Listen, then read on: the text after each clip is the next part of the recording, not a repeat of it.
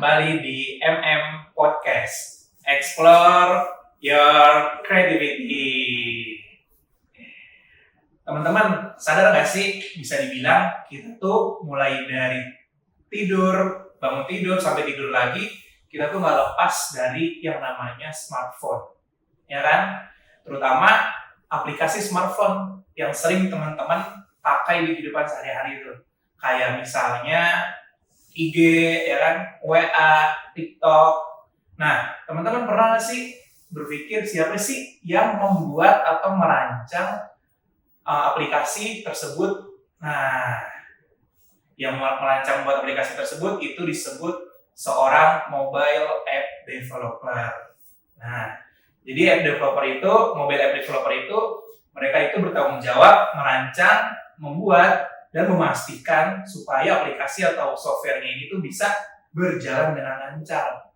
Nah, pada episode kali ini kita bakal membedah salah satu profesi yang mana hasil pekerjaan yang tadi teman-teman gunakan atau manfaatnya ya sering teman pakai untuk kehidupan sehari-hari, mulai dari medsos dan lain-lain, yaitu adalah mobile app developer atau pengembang aplikasi.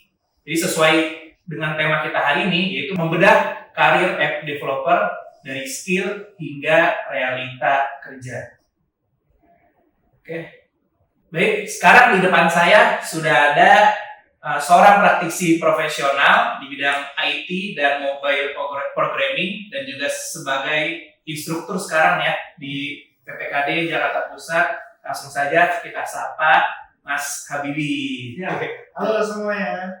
Ya, bagaimana kabarnya Mas? Ya, alhamdulillah kabar baik ya. Ya. Lebaran ini penuh lagi, isi perut lagi. Alhamdulillah ya. Sebelumnya makasih juga Mas sudah berkenan untuk hadir di Podcast dan mau sharing nih tentang tadi mobile app developer. Ya, developer ya. Ya Mas. Baik, sebelum kita lanjut, saya akan memperkenalkan dulu Mas Habibi ya. Jadi beliau adalah nama lengkapnya itu Andrea Surya Habibi, sarjana teknik dari S1 Teknik Elektro Universitas Andalas. Iya, benar Andalas. Ya waktu di Padang kan. Oh iya. Ngebrak dulu kan. Ini jurusannya elektro ini masih relevan Mas sama app developer nih. Sebenarnya dipaksain relevan gitu ya. Kalau kita narik ke arah balik kan harusnya teknik informatika, sistem informasi gitu ya. Yang ada coding-codingnya. Iya, benar ada coding-codingnya. Iya. Tapi sedikit banyaknya kita di elektro juga belajar dasarnya, dasar-dasar coding kayak C++, Python. Intinya logika pemrograman kita udah ada. Logikanya, matematika dasar dan lain-lainnya Mas ya. Sisi teknik lah. Masih ada teknik-tekniknya. Ya, jadi kuliah dari angkatan 2016, lulus 2022 ya Mas ya. Iya. Ya, masih muda nih, kita panggilnya Mas Habibi aja. Lalu Mas Habibi juga selain jadi instruktur di PPKD ya, jadi pengalaman dari mobile app developernya udah 4 tahun ya Mas? Iya, dari 2022. Oh, sejak lulus berarti ya? Sebelum lulus lebih tepatnya. Sebelum lulus. Jadi sebelum lulus, saya masih ingat itu Agustus. Yeah. Itu saya dapat kerjaan, saya terbang dulu nih ke sini ke Jakarta. Kemudian sebenarnya wisudanya itu 2023, tapi lulusnya aja 2022. Jadi setelah dapat kerja, akhirnya habis itu sidangnya itu saya di kantor tempat saya kerja. Oh, online berarti ya? Jadi sidangnya online dong, gitu, karena memang masih ada suasana COVID gitu. Kalau skillnya didapatnya otodidak atau ikut pelatihan juga Mas? Oke, jadi awal-awalnya itu saya itu dapat broadcast lah dari senior, dia bilang ada yang mau belajar nggak tentang mobile app developer. Setelah itu saya coba personal chat ke beliau, habis itu ya dia arahkan belajar ini yang akan dipelajarin.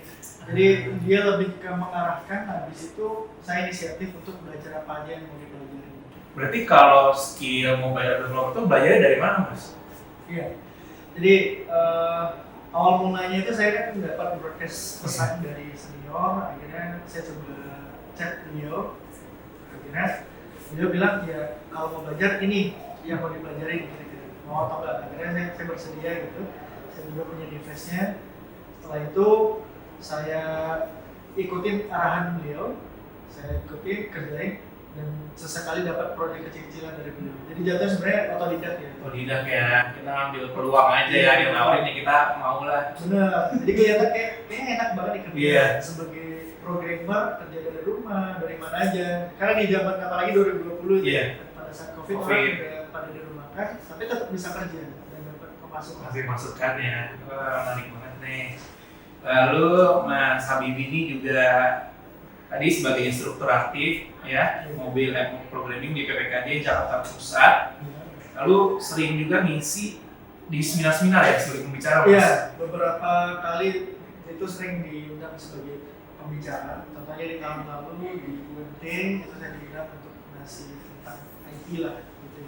Terus kalau di sebelumnya juga sempat di BINUS, di komunitas Flutter gitu. Saya ngisi materi IT yang berhubungan sama Flutter dan juga yang terbaru tentang AI dan Flutter juga.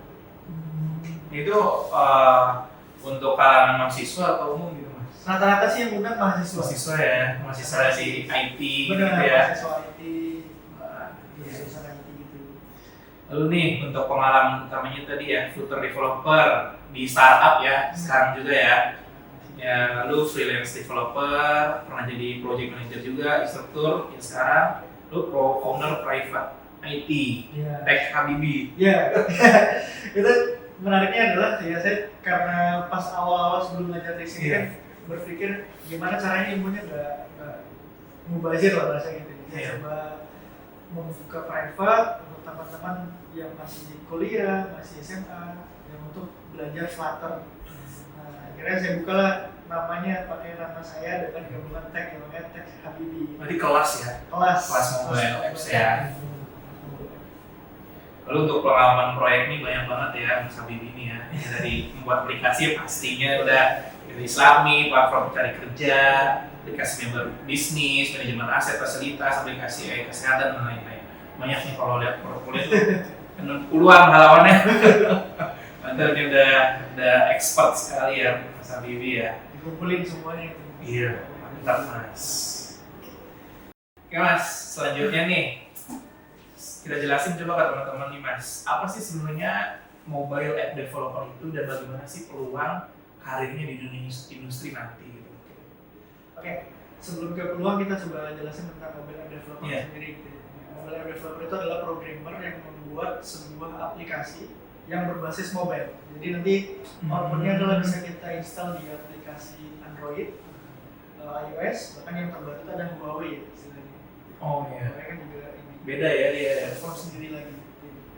Nah, mereka ini membuat aplikasi yang nanti bisa digunakan oleh setiap user. Biasanya outputnya diinstal via Play Store atau App Store, dan juga bisa kita share APK gitu ya. Istilahnya share aplikasi yang bisa diinstal langsung dari user untuk testing. Intinya adalah membuat aplikasi menggunakan programming. Istilahnya ada developer yang membuat aplikasinya. Terus untuk peluang kerjanya sendiri ya sekarang kita bicara tentang yang Mas sampaikan saat pembukaan tadi ya, orang-orang sudah mulai menggunakan gadget dimanapun berada. Gitu. Bahkan urusan-urusan yang paling simpel pun seperti apa namanya ya, untuk mengatur waktunya itu menggunakan aplikasi. Semuanya mau pindah dari tempat A ke tempat B menggunakan aplikasi gitu ya. Nah, itulah yang menjadi asal mulanya kenapa orang pada pindah ke mobile developer karena orang sudah mulai pakai gadget sekarang. Nah, kalau bicara peluangnya ya kita lihat sekitar aja apa yang dibutuhkan orang ya itu yang kita siapkan. Berarti kalau mobile app developer itu dia khusus di mobile ya, di smartphone ya. Benar banget. Jadi yang fokusnya di smartphone. Kalau yang app developer beda baru ya. Dia lebih luas lagi. Iya, kalau kita bicara app developer itu kan nanti bisa ke Windows, ke komputer lainnya atau Mac. Oke. Berarti ya banyak ya peminatnya ya. Kayak Mas juga pindah dari teknik elektro ke mobile app developer karena emang peluangnya besar banget nih. Ngelihatnya seperti itu. Ngelihatnya besar ya, dan emang penggunanya sekarang kita sehari-hari tadi udah smartphone pasti udah kepegang nih kayak teman kita aja Mas ya. Kita lihat aja dalam satu gedung perusahaan gitu. Iya. Siapa sih nggak punya HP gitu. Itu. Karena malah satu orang dari dua kan. Iya. Aplikasinya dua. Itu ya bisa dibayangkan lah teman-teman bagaimana peluang dari teman-teman mobile app developer ini di dunia industri gitu. Lalu nih Mas, kalau ngomongin realita kerja ya, biasanya kalau ya mungkin dipahamin halayak umum ya, seorang mobile app developer itu cuma yang ngoding aja gitu ya, pada pemrograman. Segampang itu ya. Ini kan di luaran ya, jadi apakah seperti itu? Maksudnya realita kerjanya seharian di depan laptop ngoding, gimana sih sebenarnya tugas rutinnya si seorang mobile app developer itu? Jadi sebenarnya kan kita balik lagi ke tasking harian juga. Oke. Terus di mode apa dulu? Misalkan kita ada tahapan production, jadi kayak kita lagi membuat aplikasi dari awal, kemudian setelah selesai baru maintenance gitu. Kalau production tentu kita akan banyak diskusi lah sama orang-orang yang biasanya itu ada tim back end. Kita FYI, jadi mobile app developer itu istilahnya lebih ke front end ya. Front end itu ya. lebih tampilan tampak depan gitu. Terus kalau back end itu tampak belakangnya, biasanya logika programming di sana. Nah, kita biasa koordinasi sama tim back end, ini logikanya seperti apa, login misalnya, nanti responnya seperti apa, kemudian diskusi juga dengan teman-teman di UI UX untuk tampilan. Ini tampilannya sudah sesuai atau belum? Itu biasanya orang mobile app diskusinya di sana. Hariannya seperti itu ya, pada saat dia lagi production. Nah, kemudian setelah production dipublish ke App Store, ke Play Store, itu nanti biasa ada feedback nih dari user. Feedbacknya apakah itu bagus ataupun mungkin ada yang negatif, itu nanti biasanya akan di maintain agar diperbaiki di bugs yang ada di aplikasi tersebut. Berarti kalau seorang mobile developer dia front Jadi tampak depan. Jadi biasanya kan kita melihat HP itu tampak depannya aja. Sebenarnya di belakang itu ada logika yang sedang berjalan juga. Kalau UI UX itu dia di mana posisinya? Nah, UI UX itu dia membuat tampilannya ya, desainnya ya, desain aplikasi ya. Sebagai panduan teman-teman yang coding untuk membuat aplikasi itu di codingan. Jadi kalau Mas biasanya juga membuat desain aplikasi juga. Kalau saya tergantung ini posisi ini ya. Biasanya kalau freelance ada yang full nih dari awal sampai dari desainnya ya. Sampai kita selesai. Kalau yang di kantor kita kerja biasa udah dibagi timnya UX, nanti dia buat logika flow-nya, flowchart dan sebagainya, desainnya, kemudian nanti kita tim front end atau mobile app itu yang mengimplementasi lah dari desain yang telah dibuat. Masih ada kaitannya ya Mas ya. Benar. Berarti ya nggak cuma berdiam misalnya depan komputer, ngobrol-ngobrol sendiri ya, tapi ada kolaborasi tim juga ya. Benar, kolaborasi dengan tim. Biasa kalau orang-orang sekarang itu pagi meeting, mau ngapain hari ini, nanti sore report apa yang udah dikerjakan, apa yang belum. Ya, jadi itulah. Jadi ya harus ada kerja tim juga ya, selain hard skill, soft skill juga dipakai tuh di dunia kerja ya Mas. Lalu tips and trick untuk teman-teman MM Podcast nih, mungkin juga ada peserta pelatihan atau yang mau terjun ke mobile app developer nih, biar siap nih Mas menghadapi dunia kerja, terutama di yang tadi mobile app developer itu. Oke. Yang jelas pertama adalah tentukan tujuan dulu. Tujuannya belajar mobile app ini untuk apa? Supaya pada saat belajar itu kita tahu nih mau buat apa, mau kemana. Karena kalau nggak ada tujuan, semangat kita pun nggak bangkit gitu ya. Jadi kayak kita mau jalan keluar tapi nggak tahu arah mau kemana. Ya. Pertama tujuan dulu. Kita tahu tujuannya, kita mau buat misalnya aplikasi tadi POS atau absensi, sehingga kita tahu nih kita penting buat absensi dulu. Gitu. Tujuan dulu mau kemana, mau buat apa. Nah, setelah kita punya tujuannya, langsung aja nggak usah banyak-banyak bandingin ini, bandingin itu, lebih langsung fokus aja eksekusi apa yang mau dimulai. Ya, langsung mulai aja belajarin, kemudian kalau bisa ada mentor, mentor untuk membantu kita belajar apa. Setidaknya ada bahan. Terus yang ketiga, setelah udah ada mau buat apa, kemudian udah mulai, yang ketiga inisiatif. Inisiatif ini adalah setelah kita belajar, itu biasa semangat kita kan mulai turun. Nah, disitulah kita munculkan inisiatif kita terus belajar hal baru. Nah, itu yang akan membuat teman-teman belajar nggak bosan, belajar semakin tertata. Bahkan kalau misalnya memungkinkan, teman-teman masuk ke lingkungan orang yang belajar hal yang sama. Ketika bertemu lingkungan yang sama, belajarnya sudah punya tujuan, inisiatifnya juga udah bagus, itu akan lebih cepat belajar. Gitu. Itu kira-kira teknologi yang bisa digunakan oleh teman-teman di podcast ini. Iya, podcast. Baik, berarti emang tipsnya kalau teman-teman mau belajar, kita gabung sama orang-orang yang ingin memiliki tujuan yang sama ya, belajar yang sama, salah satunya mengikuti pelatihan gitu ya Mas, pelatihan mobile app developer seperti itu. Dan ya selain itu, kalau sendiri juga tetap harus butuh mentor. Iya, udah ada ya. Mentor itu setidaknya sebagai role model kita, ataupun nanti sebagai pemandu kita lah. Ya, bisa terarah belajarnya ya Mas. Kalau misalnya kita belajar tutorial YouTube, iya, kadang gimana bisa sih? Bisa, tapi kadang nggak terpacu ya. Kita kadang salah, kita nggak tahu nih salah atau benernya yang bagusnya seperti apa. Kadang kita, apalagi dari YouTube, sumbernya dari mana-mana. Iya. Kita nggak tahu latar belakang dia, kita kadang ikutin aja. Tapi pada akhirnya kita nggak tahu nih salah atau benar. Oh iya benar.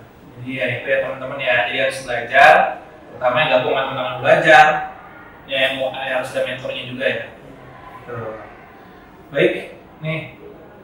Terima kasih ya Mas Habibie sudah mau membagikan ceritanya atau sharing terutama di dunia mobile app developer ini ya. Sekali lagi terima kasih Mas Habibie sudah berkenan hadir di MM Podcast ini. Semoga ya cerita atau sharingnya bisa bermanfaat bagi teman-teman dan bisa bawakan manfaat juga bagi Mas Habibie ya.